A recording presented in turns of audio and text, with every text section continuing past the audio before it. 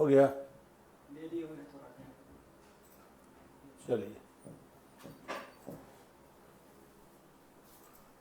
कर दीजिए।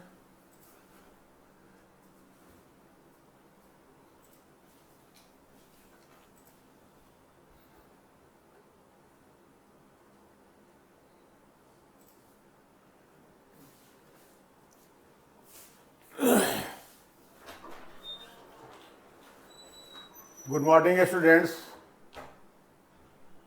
आज हम लोगों का 29वां सेट है और आज के सेट में पॉलिटी का एक क्वेश्चन है, 4 क्वेश्चन इकोनॉमी का ही है। दोनों को देखेंगे। आज का जो पहला क्वेश्चन है वो पॉलिटी से है। राष्ट्रीय हरित न्यायाधिकरण एनजीटी 2010 में बना है। एनजीटी भारतीय संविधान के निम्नलिखित में से किसे लागू करने के लिए बना है ना? किसे लागू करने के लिए नहीं बना है। मौलिक अधिकार में सुप्रीम कोर्ट का डिसीजन है कि स्वच्छ पर्यावरण अनुच्छेद 21 के तहत जीने का अधिकार है ना? अनुच्छेद 21 की व्यवस्था है, खुद सुप्रीम कोर्ट का डिसीजन है। वहां तो केवल प्राण एवं दैहिक स्वतंत्रता का अधिकार ही रखा गया है। बाद में सुप्रीम कोर्ट ने इसमें इंक्लूड किया है कि स्वच्छ पर्यावरण, शुद्ध जल, शुद्ध वायु, ये सब जीने के अधिकार में शामिल है, तो मौलिक अधिकार भी होगा। राज्य के नीति निर्देशक तत्व में 48 अनुच्छेद 48 क में ये प्रावधान है कि राज्य प्राकृतिक पर्यावरण की रक्षा और संवर्धन करेगा, है ना? तो यहां पर ये निदेशक तत्व का भी हिस्सा हो जाता है और मौलिक अधिकार का भी हिस्सा होता है, दोनों का हिस्सा है ना? तीसरा, मौलिक कर्तव्य में 7वां कर्तव्य है कि नागरिकों का कर्तव्य होगा कि वो प्राकृतिक पर्यावरण की रक्षा और संवर्धन करेंगे। ये नागरिकों के अधिकार कर्तव्य में भी शामिल किया गया है। 7वां ही होना चाहिए, 7वां ही है। 7वां यानी 6 अनुच्छेद 51 का 6 नहीं 6 के बाद जो 6 होता है, तीनों का हिस्सा है। लेकिन प्रस्तावना में इस बात की चर्चा नहीं है, कहीं चर्चा नहीं की गई है, इसीलिए प्रस्तावना के प्रावधानों को एनजीटी लागू नहीं करता है। ठीक है। दूसरा,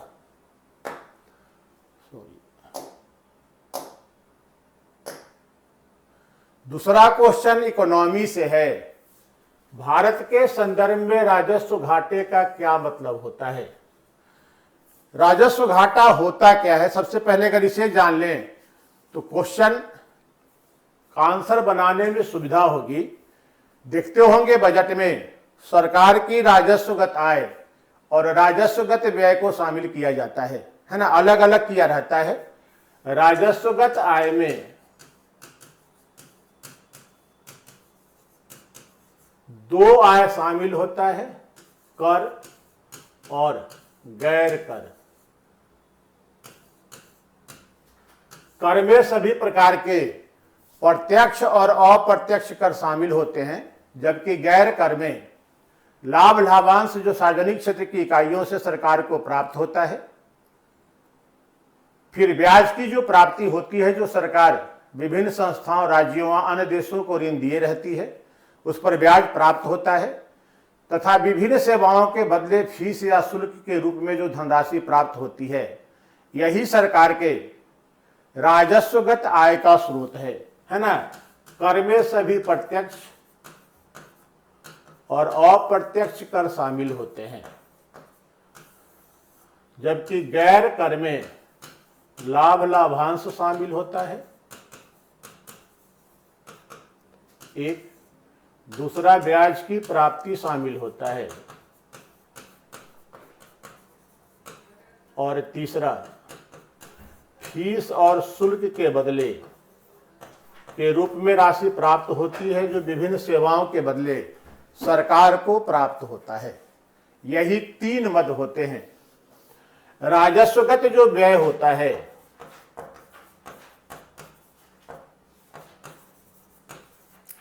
इसमें मुख्यतः चार व्यय शामिल होते हैं। एक, ब्याज भुगतान,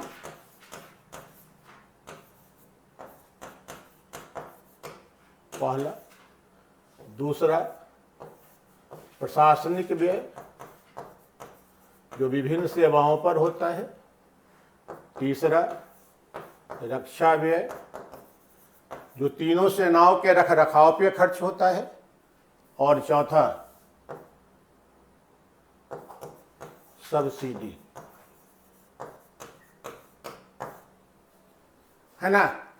राजस्वगत व्यय का मतलब क्या होता है? तो राजस्वगत व्यय का मतलब होता है, क्या मतलब होगा? वैसा व्यय जिससे न तो उत्पादन बढ़ता है, न आय बढ़ती है, न ही रोजगार के अवसरों का सृजन होता है, वही राजस्वगत आय यानी गैर विकास संबंधी विकासात्मक व्यय होता है। इससे उत्पादन, आय या रोजगार में वृद्धि नहीं होती है। जबकि ठीक उल्टा पूंजीगत व्यय होता है जिससे रोजगार भी पैदा होते हैं, आय भी बढ़ती है और उत्पादन भी बढ़ता है ना। तो राजस्वगत व्यय जो होता है, तो राजस्व घाटा क्या होता है? राजस्वगत व्यय माइनस राजस्वगत आय, है ना।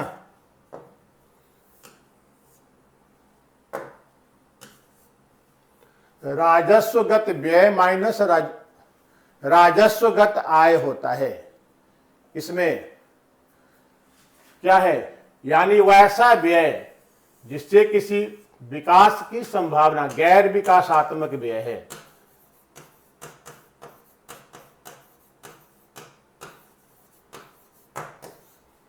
अब इसी के आधार पे यहां पे चले आइए। भारत सरकार को अपने उन व्ययों के वित्त पोषण के लिए उधार लेने की आवश्यकता जो पूंजीगत परिसंपत्ति का निर्माण नहीं करते हैं। पूंजीगत व्यय शामिल होता नहीं है तो पूंजीगत परिसंपत्ति का भी निर्माण नहीं होता है। तो यही उत्तर सही हो जाएगा। भारत सरकार को अपने उन व्ययों के वित्त पोषण के लिए उधार लेने की आवश्यकता जो पूंजीगत दोनों में नहीं ही लिखा गया है। इसमें से नहीं को हटा दीजिए तो आंसर बन जाएगा। ये नहीं होगा। भारत सरकार को भारतीय रिजर्व बैंक से सरकारी प्रतिभूतियों के लिए, ये भी नहीं होगा और ये भी नहीं होगा। तो वैसे व्यय को पूरा करने के लिए उधार लेना जिससे पूंजीगत परिसंपत्ति का निर्माण नहीं होता है। सरकार अपने रोजाना के व्यय को पूरा करने के लिए जो उधार लेती है जिसकी वजह से घाटा उत्पन्न होता है उसी को राजस्व घाटा कहा जाता है ना।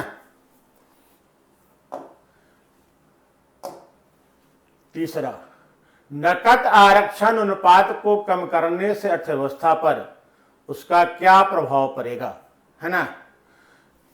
ये होता क्या है? CRR, कैश रिजर्व रेशियो, है ना। CRR, कैश रिजर्व रेशियो,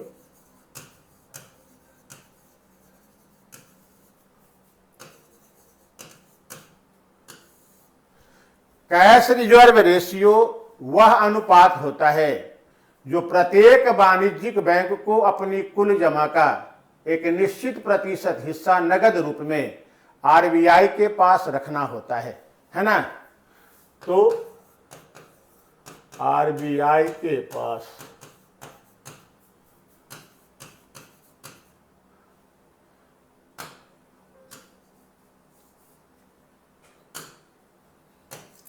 नकद रूप में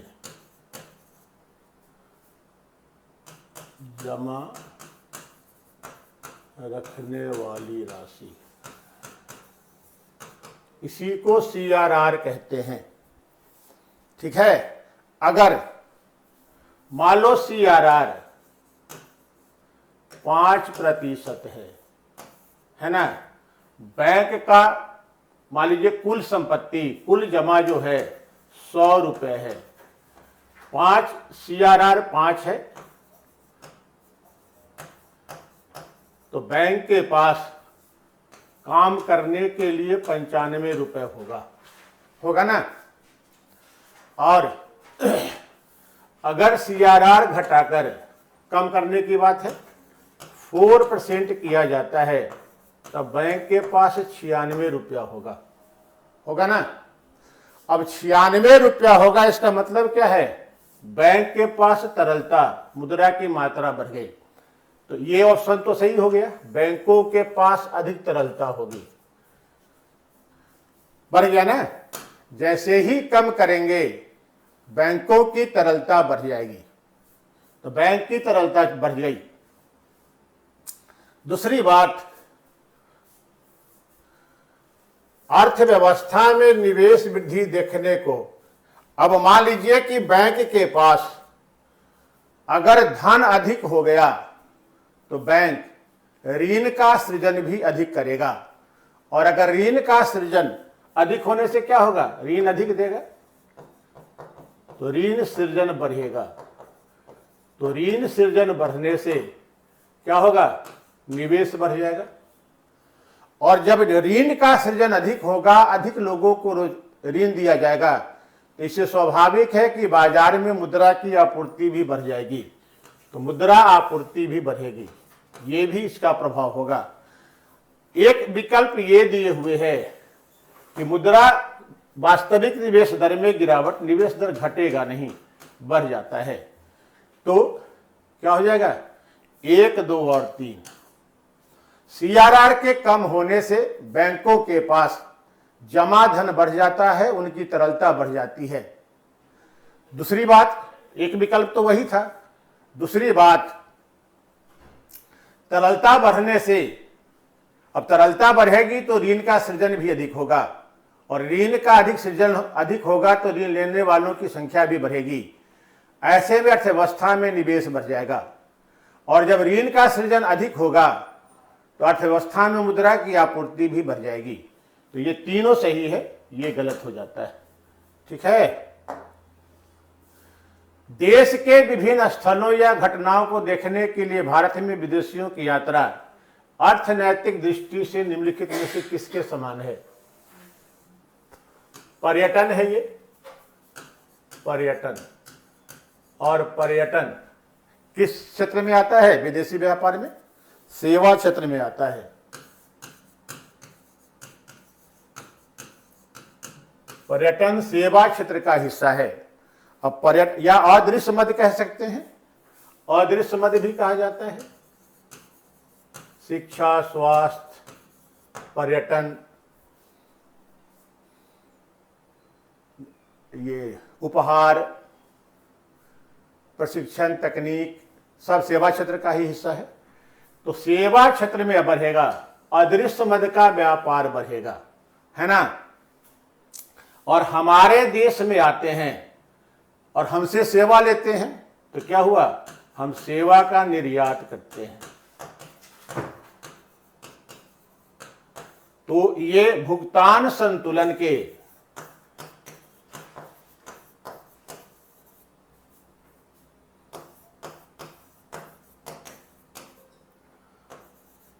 चालू खाता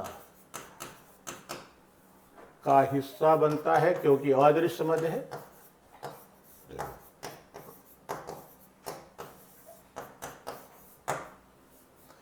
अदृश्य मद है, और क्या हुआ, सेवा हम दिए तो सेवा का क्या हुआ, निर्यात हुआ। तो ये निर्यात मद में शामिल होता है। जैसे अपने यहाँ के बच्चे या देखते होंगे कि जो बड़े बड़े लोग होते हैं इलाज कराने विदेशों में ही चले जाते हैं। लालू जी का भी किडनी ट्रांसप्लांटेशन सिंगापुर में हुआ था। हम वहां सेवा लिए, वो क्या था? सेवा का आयात था। हमारे यहां कोई इलाज कराने अगर आते हैं तो हम क्या करते हैं? सेवा का निर्यात करते हैं। वैसे ही मान लीजिए कोई फंक्शन होता है, मान लीजिए भारत में ही हो रहा है, जितने लोग देखने आएंगे वो हमारा सेवा का निर्यात ही होगा, निर्यात मद में शामिल होगा वो, ठीक है। और पांचवा, बैंक दर वह ब्याज दर है जिस पर आरबीआई अपने ग्राहकों से उनके अल्पकालिक ऋण, ये अल्पकालिक नहीं होगा जी, बैंक दर दीर्घकालिक ऋण पर होता है, दीर्घकालिक ऋण पर आरबीआई द्वारा लिए जाने वाले ब्याज की दर है ना, और रेपो रेट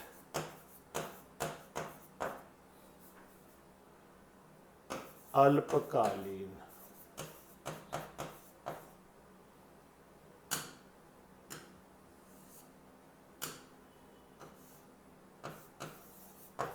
ऋण पर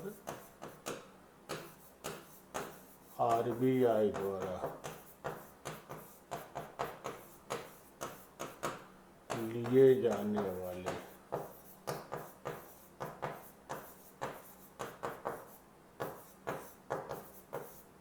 ब्याज की दर है ना, यही दो होता है। अब यहां देख लीजिए, यहां पर अल्पकालिक लिखा गया है, अल्पकालिक नहीं होकर दीर्घकालिक होगा, यानी ये कथन पहला वाला गलत हो जाता है।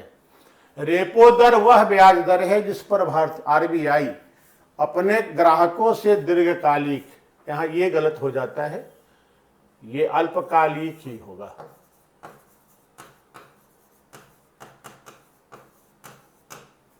है ना, दोनों में यही गलत किया हुआ था, इसलिए उत्तर क्या होगा? डी हो जाएगा, ये डी वाला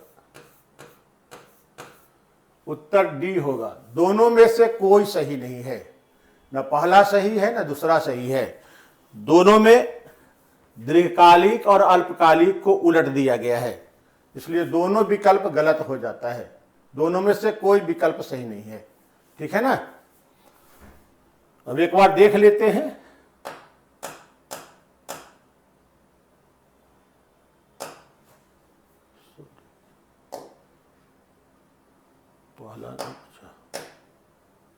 राष्ट्रीय हरित न्यायाधिकरण नेशनल ग्रीन ट्रिब्यून 2010 में बना है एनजीटी।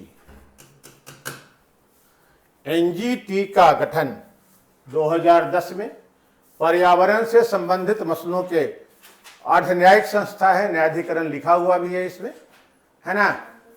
ये आर्टिकल 21 को लागू करता है जो सर्वोच्च न्यायालय के अनुसार जीने के अधिकार में शामिल है। अनुच्छेद 48 का में जो बाद में जोड़ा गया उसमें निदेशक तत्व का हिस्सा है, और मौलिक कर्तव्यों में अनुच्छेद 51 क में प्राकृतिक पर्यावरण की रक्षा और संवर्धन नागरिकों का कर्तव्य निर्धारित भी किया गया है। तो तीनों का हिस्सा है, लेकिन प्रस्तावना में कहीं भी इसकी चर्चा नहीं की गई है। दूसरा, राजस्व घाटा, राजस्वगत व्यय और राजस्वगत आय का जो अंतर होता है उसी को राजस्व घाटा कहते हैं। और राजस्व व्यय जो होता है गैर अनुत्पादक व्यय होता, अनुत्पादक व्यय होता है, इससे आय, उत्पादन या रोजगार में वृद्धि नहीं होती है।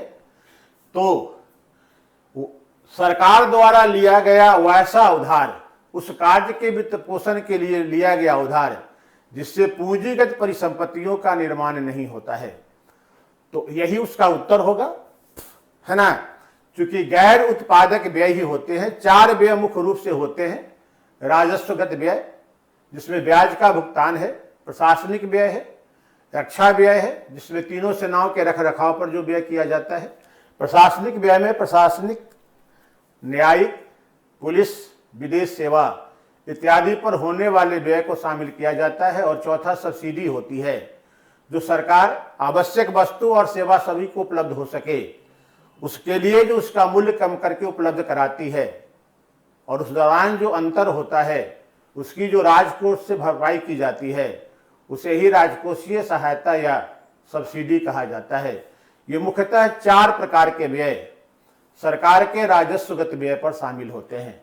इसमें से कोई भी उत्पादक व्यय नहीं है ना। उसी को काटते हैं जो पूंजीगत परिसंपत्तियों का निर्माण नहीं करते हैं। वैसी परिसंपत्ति जिसका उपयोग उत्पादन कार्य में किया जाता है पूंजीगत परिसंपत्ति कहलाती है। इससे इसका निर्माण नहीं होता है। तीसरा, नगद आरक्षण अनुपात CRR सरकार का वैसा व्यय है, CRR किसी भी बैंक को अपनी कुल जमा का, जो उनके पास जमा है उसका एक निश्चित प्रतिशत हिस्सा RBI के पास नगद के रूप में जमा रखना होता है। उसी को CRR कहते हैं। अगर CRR की रेट को घटा दिया जाए तो बैंकों के पास ऋण देने के लिए अधिक जमा रहेगी, अधिक पूंजी रहेगी। तो इससे क्या होगा, एक तो कि पूंजी बैंक की बढ़ेगी, है ना। मान लो 100 रुपया ही है, CRR 10% है, तो 90 रुपए का ऋण सृजन बैंक करेगा। अगर CRR को बढ़ाकर